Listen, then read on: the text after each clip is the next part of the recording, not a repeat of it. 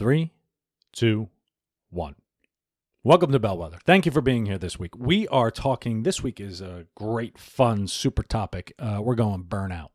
We're talking about burnout, and I know you're feeling it. I know it's there. Oh boy, we got all kinds of things leading to burnout right now. So that's what we're going to jump into. I actually meant to do this episode earlier on in the pandemic, and I didn't. Time got away from me. But the information, I feel, might even be more relevant now than it was back then. There was so much uncertainty back then, and the uncertainty has continued. But now burnout comes from prolonged uncertainty, and that's where we are today. So last week, I touched on uncertainty and the brain and what it does to you and how the brain responds to it and what it leads to. And prolonged uncertainty, in a nutshell, so that you don't have to listen to last week's, leads to burnout. And this happens because of a lot of different things. Uncertainty, we lose our mental shortcuts. We spend a lot of energy thinking about how we're supposed to respond. And then workload piles up and everything else. And if you do want to know more about uncertainty, then you can listen to the episode last week. But as we get this uncertainty of we're working from home, we lost our shortcuts, we don't know who to go to, the workload is piling up. That little free ride we got for about a month there where they were saying we understand Corona's difficult is gone. And so we need new energy. We need new shortcuts. We need a new barrier between home and work because that just doesn't exist right now because your kitchen table is your office and your family time. And it's always in front of us. And so this chronic uncertainty that we're dealing with just leads to being overwhelmed, exhausted, and everything else. And as we sit, add the election on top of it, all that stuff. So, and we're about to get a whole lot of time indoors for the pandemic again. And so we just don't know how we're going to really deal with this. And so I want to talk about burnout because a lot of companies, a lot of my clients, they're trying to get some kind of burnout recommendations to their people, which is probably too little too late, to be perfectly honest. And when we just say we're going to give you this, free day off, or we're going to give you, I don't know, we're going to send cookies to your house to thank you for your time, like whatever. I'm hearing about all these things, and I just say that's not going to relieve burnout because we don't know what to do with that time. If you can give us time, but we don't know how to use it. And so the important practical aspect of responding to burnout, I want to cover in this. So first, let's explain burnout. I'm going to give you this just kind of 10,000 foot view of burnout, where it comes from, what it is. I know you have felt it, but there's actually a process.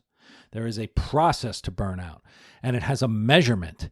And I'm not joking. It's smart people went and figured this stuff out, which is great. And now I get to take their work and I get to explain it to you. So let's explain burnout. Burnout specifically from a workplace point of view. That's what I'm going to cover today, specifically workplace burnout. There are other types of being burned out that I'm not going to get into. I mean, it kind of overwhelms. We've got our whole, or overlaps. We've got our whole lives going in all these similar yet different directions. But I'm talking specifically today about workplace burnout because that has been recognized as an illness. And I don't know if it's in the manual of disorders. I thought it was, maybe it's not, but they're talking about it. Like the DSM big psychological or psychiatric manual of disorders, it is an illness. It's being recognized as an illness, which is fascinating. That's that. And it has a measurement. And you can measure your workplace burnout. Now, there are a lot of different, they've got these workplace burnout inventories. It's a famous one called Maslach, something like that. And then that's the MBI. And then there's another one called BBI. I don't know what that one is, but effectively, if you Google it, you can find a workplace burnout. Don't even bother Googling it because they effectively have 3 states that you're operating in terms of burnout, in terms of measuring burnout. Measurement comes in 3 states. You're either a cynic, cynicism, which we've all felt at work. I know you felt it at work. I feel it at work.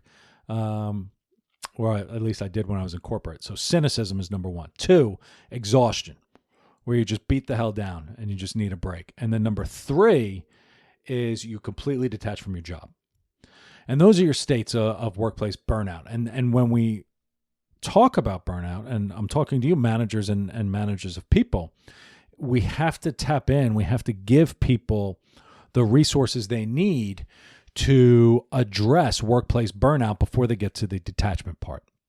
Because once you're detached, you're not coming back. And when you have a detached employee, and now I'm speaking to you, detached employee, you're probably doing damage to the organization. You're not helping the way that you can. You're basically just hoping they don't take away your paycheck. And it's a miserable way to live, which you know because you're detached from your job and you're spending 50 hours, 60 hours of your week there, and you hate it. You hate every minute of it.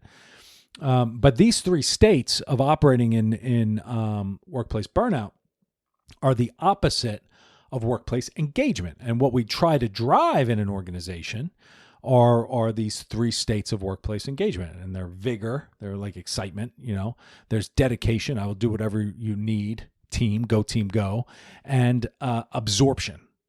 And that is the absorption word I love, because that's what we're all really looking for in work.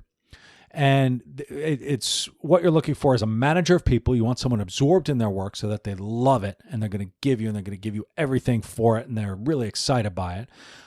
But it's also what we're looking for in our work. We want to be absorbed in our work. We want to love our work. And when we talk about finding a job with purpose, and we're finding this job with wonderful stuff, and that's why I keep changing jobs, I can't find my purpose. You're looking for a type of work that you can be absorbed in. You want to be absorbed in your work. And those jobs exist. The problem is they don't pay very well. That's why you can't. Now there are other aspects to this. Of course, you've got culture and you've got the motivators for work and everything else. But what we really want, just that core thing that we want from work, is we want to be absorbed in our work, and that's when we know that we found something that we really love. So burnout occurs.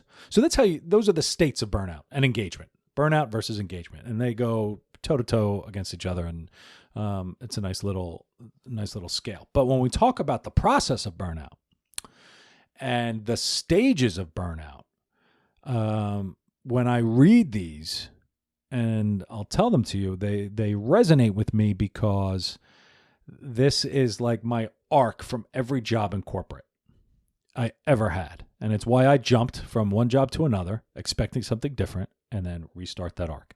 And burnout occurs in 5 stages. 1, new work mode. You're excited. You're committed. You're energetic. Sounds great. I can't wait to get started and make such great change at this fine institution that you have hired. And I'm so happy you hired me, and I'm going to make you proud. That's stage number 1. Stage 2 is the onset of stress. All right, that was the fun part. Everything else it's going to go to shit real quickly. So then you get the onset of stress. Stress comes from different things. Part of it is, the self-doubt, I can't do this. Part of it is I don't know where to go. Like I literally can't make the progress because I haven't figured out my place yet, which is frustrating. Unrealistic deadlines, all these things are just onset of stress. And usually that comes and goes at the beginning because it's fighting your new work mode, task excitement, commitment thing. So you get the stress, it's off your desk. Okay, good, I'm back. Now I can do this. So that's 1 and 2. Those are your 2 stages. Then you get chronic stress, where you're about 3 months in, you got your legs underneath you, and the stress keeps coming. So now you have unrealistic deadlines. People aren't doing what you wanted. You're starting to realize that maybe this new job that you were so excited about is pretty much the same crap, different place as the last job. And so now you've got this chronic stress of, did I make a mistake? I'm not doing the right type of work, and this is frustrating. And then you get into burnout. And you get into these 3 states of burnout: cynicism, exhaustion, and detachment from your job. And burnout will take you to habitual burnout, where it's just constant, right? Normally when you get burned out, you get a little recovery and then you go back. And it's okay. Like you came to that edge of that cliff and then you came out. But habitual burnout is massively unhealthy. And it will affect your home life. It will affect your community life. It will affect everything. And this arc of work, which I always dealt with when I was in corporate, I always was waiting for someone else to give me the job that was going to make me absorbed. And it never came. And I was doing the same job, different company, same job, different company, same job, different company. And it's a cycle we've all gone through. And it's something we have to address head on. And the reason we have to address it head on is because it comes from within. as hippie as that sounds, your ability to be absorbed in your work comes from what you want to do and what you want to bring, and tapping into motivations and everything else. But when we talk about burnout, we have to address it completely head on. And that's with recovery. And it sounds counterintuitive to schedule relaxing into your work schedule when you have so much to get done. But the research shows it. I can talk to it, is when you are able to check out appropriately and come back from that cliff of burnout, you're going to be far more productive. And so, but here's the thing with recovery, just like everything else, there's no silver bullet. I'm not going to tell you what to do. As much as we want someone to tell us, like everyone's an expert, everyone will tell you to meditate or do yoga or go swimming or get a puppy. And all of these things can potentially help with recovery from burnout. And it depends on who you are and what you're looking to do. What recovery looks like is different to everybody. And for some, it's meditation, yoga, that type of thing. For some, it's running. Others take a walk in the park, spend time with family, get a dog, do a puzzle, whatever. It's one thing that you can lose track. The way I like to describe it for your recovery activity is to find the one thing that you can lose track of time doing. And it's generally not television. It may be a book. It's something where you can think. You still have to think during recovery. And for me, it sounds odd. I play with Excel. I make long lists of stuff, and I don't always get them done, but I'll plan out a year of, something. And it's, I love to plan, and I feel like I've accomplished something, and it helps me get organized, and I could lose track of time for hours doing that stuff. I just love doing it. So, and I also love running and everything else, but it's difficult to find this time because your focus, your downtime, your personal relationships, everything, it's difficult to turn that switch off. And that's because we haven't found the right recovery. And we're still worried about the uncertainty at work, uncertainty at home. And we feel guilty about taking these breaks and time off. But at the end of the day, it's how you are after. And I like to talk about people, not talking about people, but when we talk about working out or eating healthily, you don't go for a run because you enjoy running. You go for a run because you like how you feel after you ran. You don't eat a kale salad because it's delicious. You eat a kale salad because you feel better than eating a burger and fries. And if you want to perform and sustain a high work level, you have to give some thought to planning some recovery time. And the reason you want that recovery time is how you're going to feel after the recovery time. Not necessarily in the moment. It's going to feel nice and relaxing in the moment. But the benefit you get out of it is after your recovery time, because everything starts working into a higher gear. And so every day, plan some recovery time, and it's learn to love to walk. This is why we pick up new habits. We don't do these new habits because we like to do it. We don't actually like to change things. What we realize after we pick up a new habit that's beneficial for us is we enjoy how it feels after. I don't get up at 4 o'clock in the morning to go running because I like doing it. I love getting home at 5 or 5:30 and saying, "Oh, I felt amazing after that great run." That's why I do it. And that's why everybody else will do these new habits and try to find these new things. That's what we need to find from a recovery perspective. When we're dealing with burnout, what's the one thing or two things or three things that you can do that will take you away and get you absorbed into something else? That's the recovery that you need. So to recap, burnout is coming, just like winter is coming, and it's going to come. If you're not there yet, I'm willing to put big money that you are in one of those three stages of burnout: cynicism, detachment from your job, or I guess the middle one is exhaustion. So exhaustion is probably where most of us are now, but some people are very detached. And so I'm willing to put big money that you're in one of those states, and it's going to get worse as the winter comes, not to be a Debbie Downer. And as we get stuck indoors, and it's going to be difficult, and work-home stress, and we're in habitual burnout stage. And so that's it. But you do have the capability. I believe in you. I believe in you that you have the capability to build those barriers and lanes. And easier said than done. I get it.